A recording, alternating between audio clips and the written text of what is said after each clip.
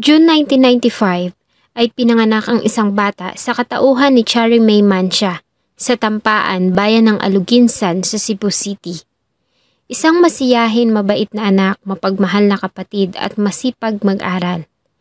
Mula nang iwan sila ng kanyang ama at muling mag-asawa ang ina, ay sa lola niya na siya na malagi hanggang sa makapagtapos siya ng high school sa tulong ng kanyang tiyahin. Nang makapagtapos, dahil sa wala silang sapat na kakayahan para sa kanyang pag-aaral sa kolehiyo, ay nagtrabaho si Cherry sa isang department store sa Mactan Export Processing Zone ng ilang taon.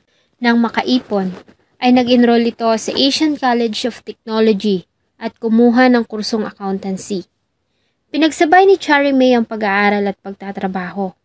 Nagtatrabaho ito sa isang fast food sa Sugbo City mula hapon hanggang hating gabi at pumapasok naman ng school sa umaga.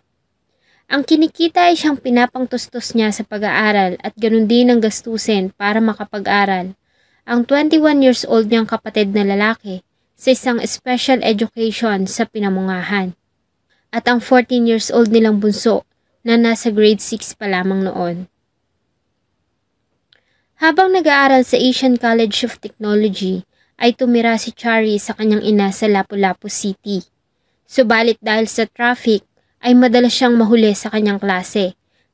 Kaya naman ay nagdesisyon ito na mangupahan sa Barangay Tinago, Cebu City. Noong una ay tutol ang kanyang ina sa pangungupahan ni Cherry May. Nanghihinayang kasi ito sa ibabayad sa upa. Subalit pumayag na rin siya nang sabihin ng anak na kailangan nitong maghabol sa kanyang mga grado.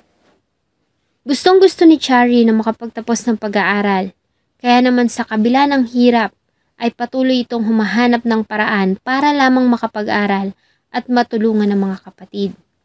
Subalit ang pangarap na iyon ni Cherry May ay nawalang lahat nang matagpuan ang wala ng buhay nitong katawan sa loob ng inuupahan nitong kwarto noong November 4, 2018.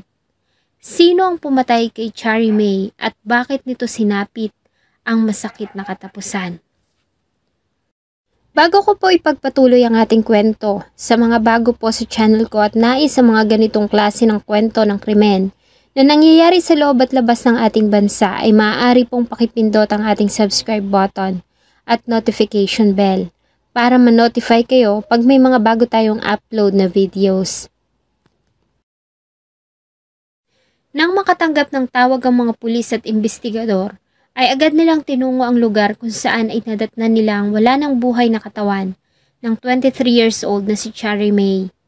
Wala itong suot na damit sa itaas na bahagi ng kanyang katawan at naliligo sa sarili nitong dugo, sanhi ng mga natamong saksak sa iba't ibang bahagi ng kanyang katawan. Sa initial investigation na kanilang isinagawa sa crime scene, ay napag-alaman na nawawala ang cellphone ng biktima. Nagawa naman nilang ma-recover ang kutsilyo na may kulay asul na hawakan na sa isang kanal 30 metro lamang ang layo sa silid kung nasaan ang biktima. Base sa autopsy report, ay nagtamo si Cherry May Mancia ng 19 na tama ng saksak sa iba't ibang bahagi ng kanyang katawan.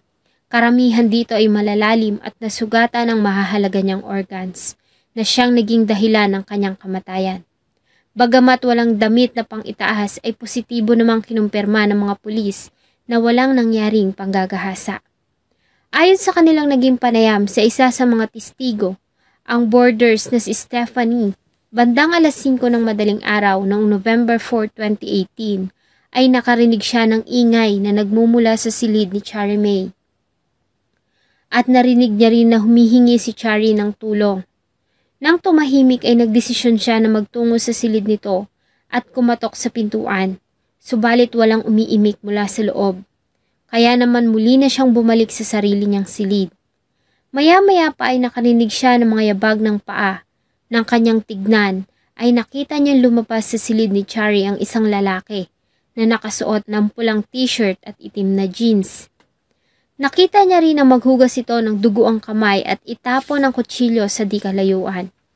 Nang makaalis ang lalaki ay dali-dali siyang nagtungo sa silid ni Cherry May. At dito nga ay dinatnan niya ang biktima na duguan at may mga tama ng saksak. Sumigaw siya at humingi ng tulong kaya naman nagising ang mga kapitbahay na siyang tumawag ng tanod at police officers. At dahil nga sa nawawala ang cellphone ni Charlie May, ay pagnanakaw ang nakitang motibo ng mga investigador sa pamamaslang. Bagamat ayon kay Police Director Royina Garma, ay maaaring may mas malalim pang dahilan dahil sa hindi umano katanggap-tanggap na dahilan na ang Samsung J1 umano na pagmamay-ari ng biktima ang tanging dahilan para paslangin ito ng suspect sa brutal na pamamaraan. Ang pagkakakilanlan ng suspect ay naging palaisipan sa mga otoridad hanggang sa lumapit sa tanggapan nila ang dalawa pang testigo maliban kay Stephanie. Nauna nang nagbigay ng pahayag. Ayon sa kanila, ay nagtungo sa kanila ang suspect na si Emilito Familiar. May mga dugo ang damit nito kaya naman doon na ito naligo at nagbihis. Bago umalis ay ibinigay nito sa kanila ang cellphone ni Charlie May. Dahil nga sa takot na madamay ay ibinaon nila ang cellphone sa isang paso at muling hinukay para iabot sa mga pulis. Matapos na magpalit ng damit ay nagawa pang magnakaw ni Familiar ng bike sa kapitbahay na siyang sinakyan nito paalis. Dahil sa mga nakalap na ebidensya at salaysay ng mga testigo, ay agad na ikinasa ang malawakang manhunt operation laban sa suspect na si Emilito Familiar. Hanggang sa isang tawag ang natanggap ng mga pulis mula sa mismong tiyuhin nito at itinuro ang kinaroroonan nito. Kaya naman noong November 6, 2018 ng bandang alas 7:45 ng umaga ay naaresto ng mga pulis si Familiar sa isang nakagarahing truck sa Mandawi City, Cebu. Noong una ay tinanggi ni Familiar ang akusasyon laban sa kanya at sa halip ay sinabi niya na noong mangyari ang krimen ay nasa lamay siya ng kapitbahay nila. Subalit nang ipakita sa kanya ang mga ebidensya, ay agad din itong nagbago ng salaysay at inamin ang ginawang pagpatay. Ayon kay Familiar, ay pagnanakaw lamang ang motibo ng pagpunta niya sa silid ng biktima. Subalit nagising ito at nakita siya, kaya niya ito napatay. Ayon kay Familiar, ay nagtungo siya sa mga kamag-anak sa Lapu-Lapu City at sinabihan siya ng mga ito na sumuko. Mula doon ay nagtungo siya sa mga kamag-anak sa Naga para humingi ng pamasahe para makasakay ng barko papuntang Dumaguete City. Subalit tulad ng mga nauna ay hindi siya tinulungan ng mga ito. Kaya naman ay nagdesisyon siya na pansamantalang magtago sa kanyang tiyuhin sa Mandawi City kung saan siya naaresto.